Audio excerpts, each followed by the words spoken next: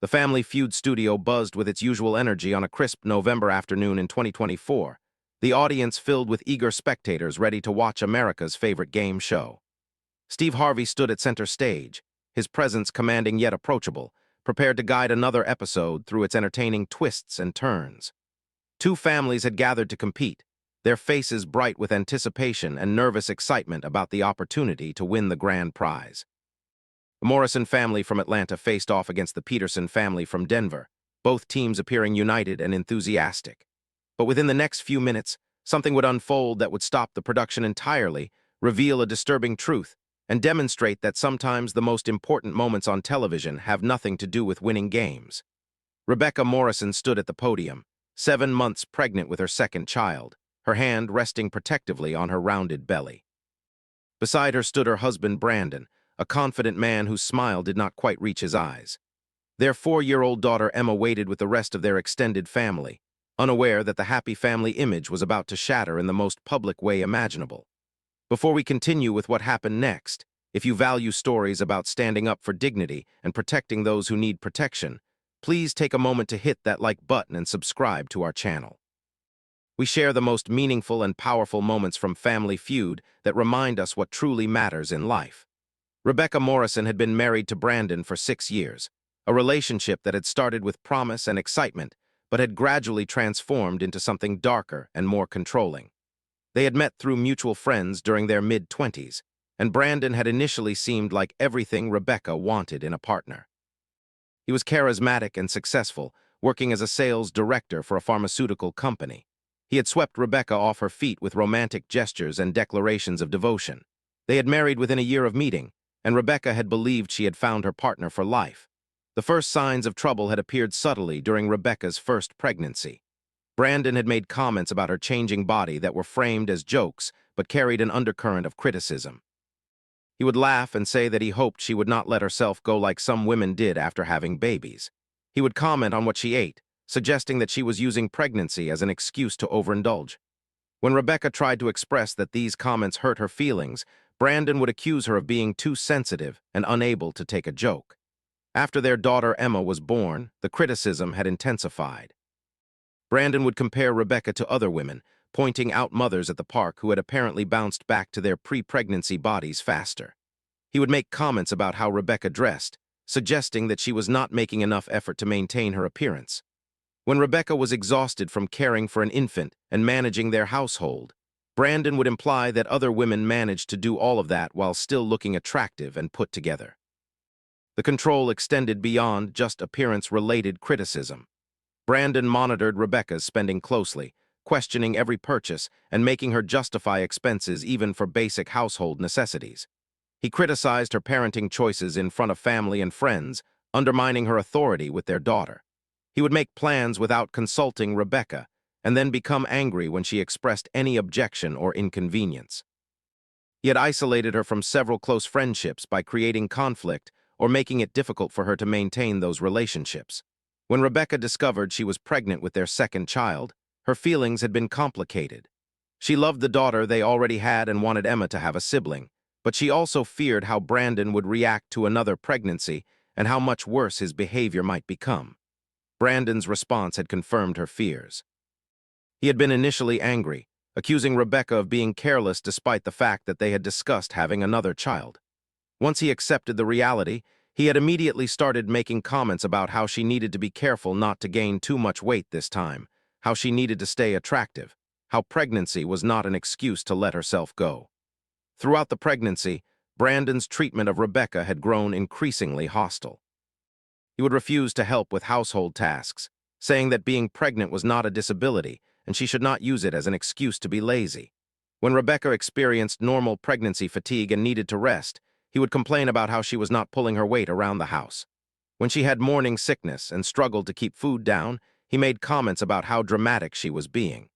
Most cruelly, he had started making public comments about Rebecca's appearance and the pregnancy. At family gatherings, he would make jokes about how much weight she had gained, comparing her size to other pregnant women or to how she had looked during her first pregnancy. He would comment on her swollen ankles and changing features, always framing it as humor, but delivering it with an edge that made Rebecca feel ashamed and unattractive. When Rebecca tried to address this behavior privately, Brandon would become defensive and angry. He would accuse her of being too sensitive, of not being able to take a joke, of trying to control what he could say. He would point out that he was working hard to provide for their growing family and that she should be grateful rather than constantly complaining. He would remind her that pregnancy hormones were making her irrational and that she was overreacting to normal teasing. The Family Feud appearance had been arranged through Brandon's company connections. His sales team had entered a lottery for families to appear on the show, and when they were selected, Brandon had been thrilled. He saw it as an opportunity for recognition and the chance to win money. Rebecca had been hesitant, uncomfortable with the idea of being on television while 7 months pregnant and self-conscious about her appearance. Brandon had insisted, dismissing her concerns and saying that she was being ridiculous. On the morning of the taping, Brandon had been critical from the moment Rebecca got dressed. He had commented that the maternity dress she chose made her look even bigger than she already was. He had suggested that she should have done something different with her hair and makeup to look less tired. During the drive to the studio, he had made several comments about how she needed to be quick with her answers and not embarrass him in front of everyone. Rebecca had felt her anxiety building, the familiar sensation of walking on eggshells and trying to anticipate what might trigger Brandon's criticism or anger. In the green room before taping, Rebecca had tried to focus on making the experience positive for their daughter Emma, who was excited to see the television studio. Brandon had been reviewing potential answers obsessively, coaching the family members on what to say and how to behave. He had pulled Rebecca aside at one point to tell her to smile more and look happy, saying that she looked miserable and was going to make them look bad on camera. When they were called to the stage, Rebecca had plastered on a smile and tried to project the image of a happy pregnant wife, even though she felt anxious and diminished. Brandon had been energized by the lights and attention, his competitive nature and desire for recognition on full display. Steve Harvey had greeted both families with warmth, making his usual jokes and helping everyone relax into the atmosphere of the show. The game had progressed through several rounds, with both families trading control of the board and accumulating points. The Morrison family had performed reasonably well, with various family members contributing answers that appeared on the board. Brandon had been pleased with their performance so far, enjoying the attention and the competition. Then came the question that would change everything. Steve Harvey read from the card with his characteristic enthusiasm and timing. Name something a woman looks forward to after giving birth. It was a straightforward question about postpartum experiences, something that should have been answered with sensitivity given that Rebecca was visibly pregnant. The family had control of the board, and it was Brandon's turn to provide an answer. He stepped up to the podium with confidence, that same smile on his face that never quite reached his eyes. Without hesitation, Brandon delivered his answer with a laugh, losing the baby weight. The studio audience gave a polite chuckle, assuming it was just a typical game show answer. Steve Harvey nodded and turned to see if the answer was on the board. It appeared as the number 3 answer with 22 points. Brandon turned to his family with a triumphant expression, as if he had delivered something clever. But then he made a choice that revealed the cruelty that Rebecca had been experiencing privately. Brandon looked directly at Rebecca, his pregnant wife standing just a few feet away, and spoke loudly enough for the microphones to catch every word. Unlike some people who just use pregnancy as an excuse to eat whatever they want and then complain about how hard it is to lose the weight afterward, you should see her at home. She is eating for 3 instead of 2. The words hung in the air for a moment, the casual cruelty of them taking a second to register with the audience. Rebecca's face flushed with humiliation, her hand instinctively moving to her belly as if to protect her unborn child from the verbal attack. Her eyes filled with tears, but she tried to maintain her composure, clearly accustomed to this type of treatment. Brandon continued, apparently enjoying the attention and not recognizing the line he was crossing. I keep telling her that she needs to watch what she eats, but she does not listen. I'm going to be stuck with a wife who looks like she is still pregnant for the next year. The audience had fallen silent, the earlier polite laughter dying away as people recognized that this was not normal game show banter. This was a husband publicly humiliating his pregnant wife, using a television platform to shame her body during one of the most vulnerable times in a woman's life. Steve Harvey's expression had changed completely. The warm, humorous demeanor that he typically maintained while hosting had vanished, replaced by something far more serious and intense. He took several steps toward Brandon, his body language radiating controlled anger. Steve held up his hand to stop the game, signaling to the production crew that something needed to be addressed before they could continue. When Steve spoke, his voice was low and deadly serious, carrying a weight that made everyone in the studio go completely still. "Sir, I need you to stop talking right now and listen very carefully to what I am about to say to you." Brandon looked surprised, clearly not expecting this reaction. He started to speak, perhaps to defend his comments as jokes, but Steve cut him off immediately. "No, you do not get to talk right now. You are going to stand there and listen." Steve's voice rose slightly, filled with righteous anger. "I have been hosting this show for many years. I have seen families celebrate together, argue together, support each other, and compete with each other. But what I have never seen and what I will not tolerate on this stage is a man publicly humiliating his pregnant wife." He pointed toward Rebecca, who was now crying openly, her shoulders shaking with silent sobs. "Do you see what you just did? Do you understand what you just said to her? Your wife is 7 months pregnant with your child. She is creating life inside her body. Her body is changing because she is growing another human being, your son or daughter, and your response is to mock her for it and shame her on national television." Steve's anger was palpable, his words cutting through the studio with precision. "You did not just make a joke. You revealed exactly how you treat her when the cameras are not rolling. You revealed that you shame her for eating during pregnancy. You revealed that you see her changing body as something disgusting rather than miraculous. You revealed that you care more about how she looks than about her health or well-being or the health of your unborn child." Brandon had gone pale, his earlier confidence completely deflated. He opened his mouth to respond, but Steve was not finished. "You want to know what a real man does when his wife is pregnant? A real man supports her. He brings her food when she is hungry because he understands that she is nourishing their child. He tells her she is beautiful because he recognizes the miracle of what her body is doing. He protects her from criticism and stress, not because she is weak, but because she deserves to be cherished during this vulnerable time." Steve turned to address the audience and the cameras, using this moment to speak a truth that extended far beyond this one incident. "Ladies and gentlemen, what we just witnessed is called body shaming, and when it is directed at a pregnant woman by her husband, it is a particularly cruel form of emotional abuse. Pregnancy changes a woman's body. That is a fact of biology. Those changes are not a moral failing. They are not something to be ashamed of. They are the physical reality of creating new life." He turned back to Brandon, his expression filled with disgust and disappointment. "Your wife is doing something extraordinary. She is carrying your child, dealing with physical discomfort, hormonal changes, fatigue, and all the challenges that come with pregnancy. And instead of supporting her, you are standing on this stage criticizing her body and mocking her for eating during pregnancy." Steve's voice dropped lower, more intense. "Let me tell you something. The way you just spoke to your wife is not a joke. It is not funny. It is abuse. You are psychologically abusing her by attacking her appearance and shaming her body during one of the most vulnerable times in her life. And if you speak to her like this in public, I cannot imagine how much worse it must be in private." Steve turned to Rebecca, his expression softening with genuine compassion and concern.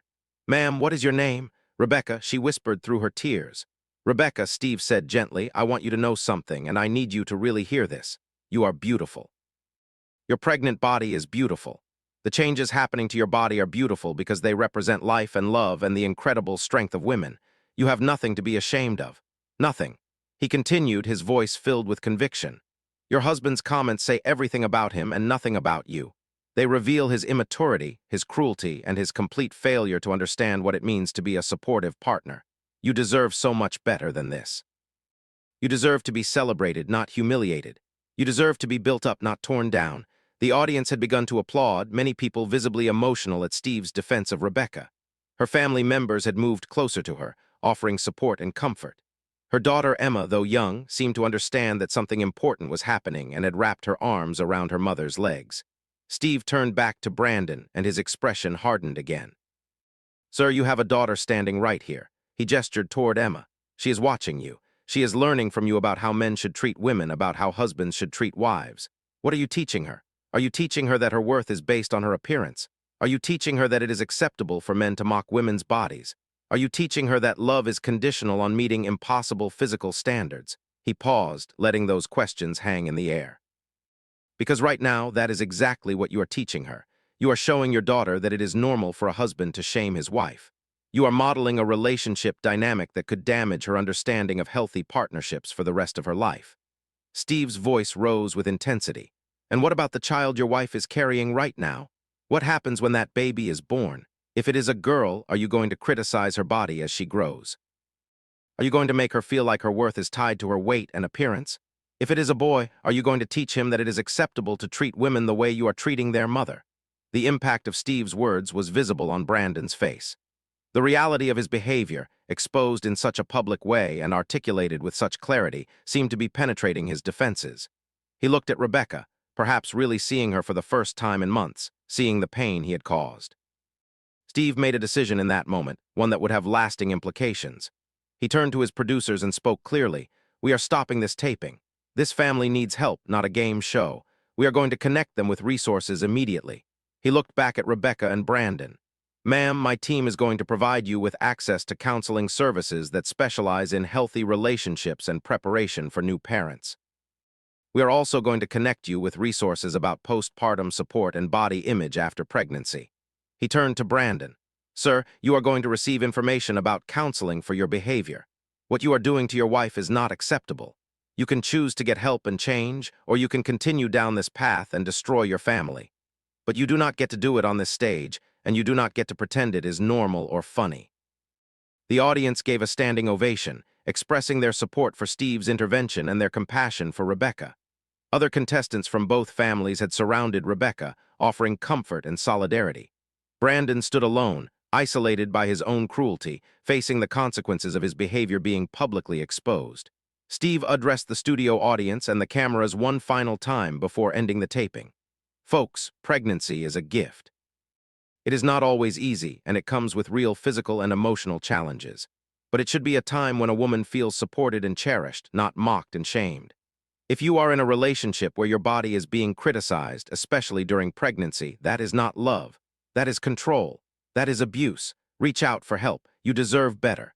The aftermath of that November day brought significant and necessary changes to Rebecca's life. The episode never aired in its original format, as the production team recognized that what had occurred went beyond typical game show drama. Instead, Steve Harvey worked with Rebecca to document her journey in a way that could help other women in similar situations, while protecting her privacy and safety. In the immediate hours following the taping, Rebecca was connected with a counselor who specialized in emotional abuse and relationships. For the first time, Rebecca spoke openly with a professional about the years of criticism, control, and shame that she had experienced. The counselor helped her understand that what Brandon had been doing was indeed abuse, that body shaming and psychological manipulation were serious issues, and that she had options for addressing the situation. Rebecca also met with a women's advocate who helped her understand her legal rights and practical options. The advocate explained that she did not have to make any immediate decisions about her marriage, but that she should have a safety plan and access to resources regardless of what she chose to do moving forward.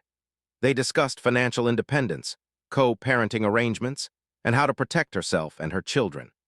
Brandon was required by the show's legal team to participate in counseling as a condition of the footage not being released publicly in its unedited form.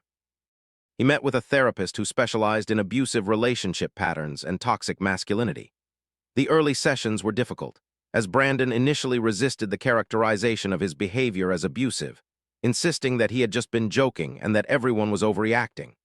Over time, however, the consistent feedback from the therapist, combined with the shock of having his behavior called out so publicly, began to create cracks in his defensive armor. He started to examine where his attitudes about women's bodies and appearance had come from, recognizing patterns he had absorbed from his own family and from cultural messages about attractiveness and worth. The weeks following the incident were challenging for the entire family. Rebecca made the difficult decision to temporarily move with Emma into her parents' home for the final 2 months of her pregnancy. She needed space from Brandon to process everything that had happened and to prepare for the birth without the constant stress of his criticism. Brandon was angry at first, accusing Rebecca of overreacting and punishing him for what he still minimized as a joke. But as his counseling continued and he was forced to confront the reality of his behavior, he began to understand that Rebecca's decision was not punitive but protective. During those 2 months of separation, Rebecca focused on her own healing and preparation for the new baby. She attended therapy sessions where she worked on rebuilding her self-esteem and learning to set boundaries. She reconnected with friends that Brandon had distanced her from over the years. She took a prenatal yoga class where she met other expectant mothers and heard their stories of supportive partners, which helped her recognize just how abnormal Brandon's treatment had been. She read books about healthy relationships and co-parenting, preparing herself for whatever the future might hold. Rebecca gave birth to a healthy baby boy in late January, surrounded by her parents and close friends. Brandon was notified of the birth and came to the hospital, but Rebecca had established clear boundaries about visitation and behavior. She allowed him to meet his son, but made it clear that his presence was conditional on respectful behavior. The meeting was emotional and complicated, with Brandon expressing remorse for how he had treated Rebecca and begging for another chance. 3 months after their son's birth, Rebecca and Brandon began couples counseling in addition to their individual therapy. The counselor helped them navigate the complex dynamics of their relationship, addressing Brandon's abusive behaviors and Rebecca's need for safety and respect.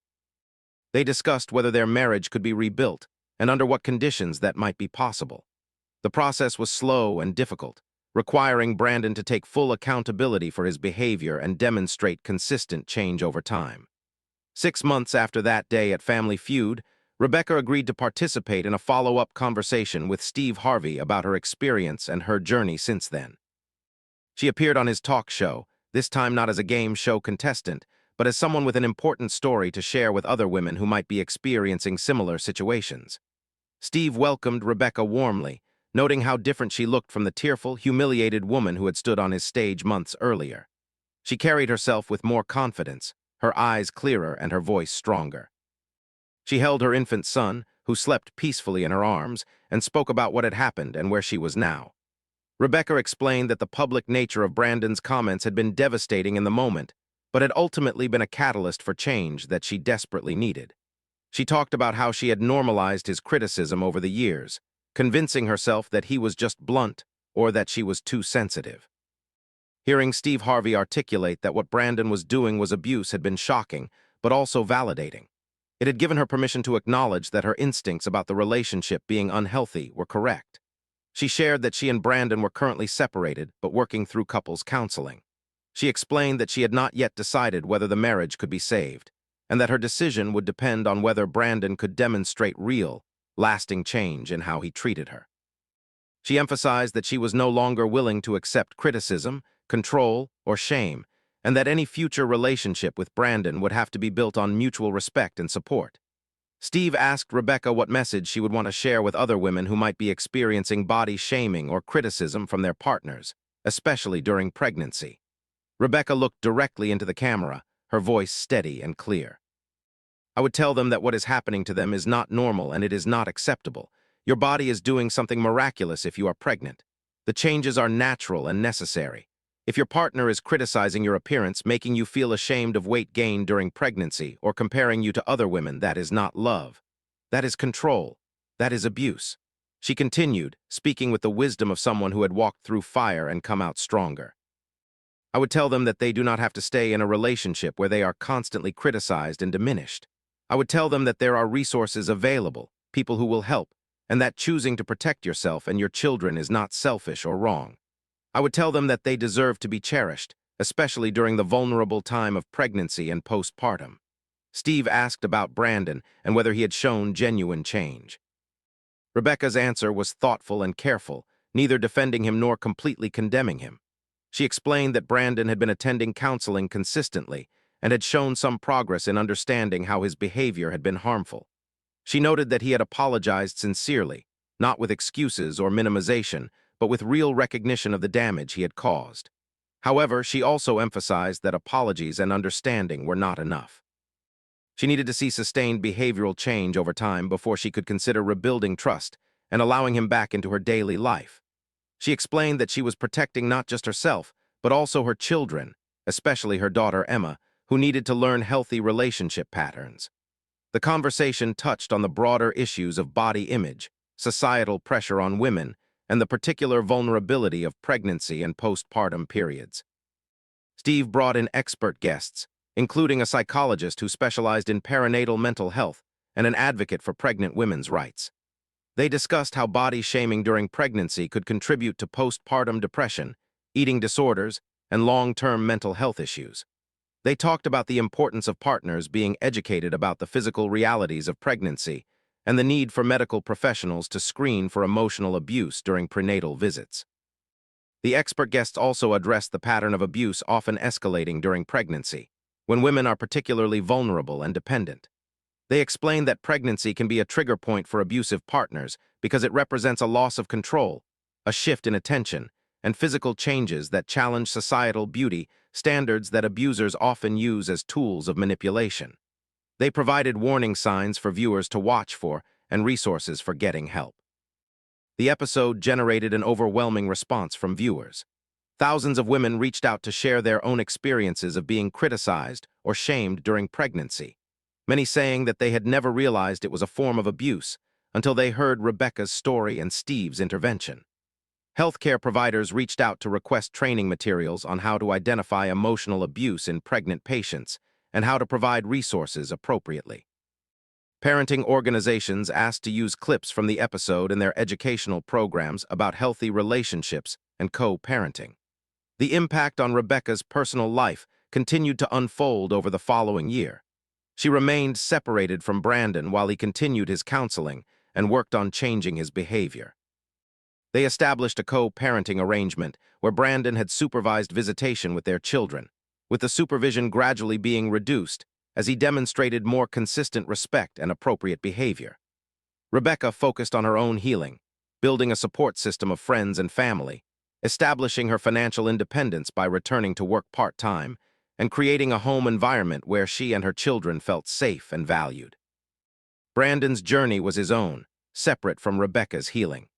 He worked with his therapist to understand the roots of his controlling behavior and his attitudes about women's bodies. He had to confront uncomfortable truths about how he had absorbed toxic messages about masculinity and relationships from his own family and from broader cultural influences. He learned about the physical realities of pregnancy and postpartum recovery, information that he should have educated himself about long before. He worked on developing empathy and understanding for what Rebecca had experienced. 18 months after that November day at Family Feud, Rebecca made the decision that was right for her and her children. After careful consideration, ongoing therapy, and consultation with people she trusted, she chose to divorce Brandon.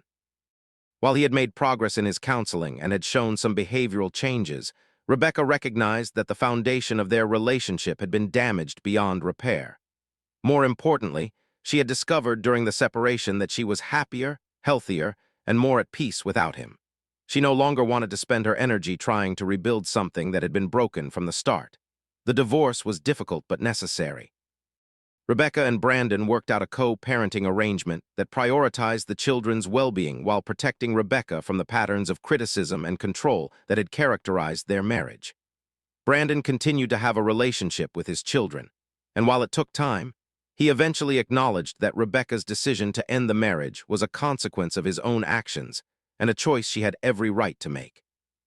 Rebecca's life in the years that followed reflected the strength and wisdom she had developed through her difficult experiences. She became an advocate for pregnant women's rights and emotional well-being, speaking at hospitals and community centers about the warning signs of abuse and the importance of supporting new mothers. She volunteered with organizations that provided resources to women leaving abusive relationships, using her own story to help others recognize that they deserved better treatment. Her children grew up seeing their mother as a model of strength and self-respect. Emma, who had been only 4 years old during the Family Feud incident, had fragmented memories of that day, but grew up understanding that her mother had made brave choices to protect herself and her children.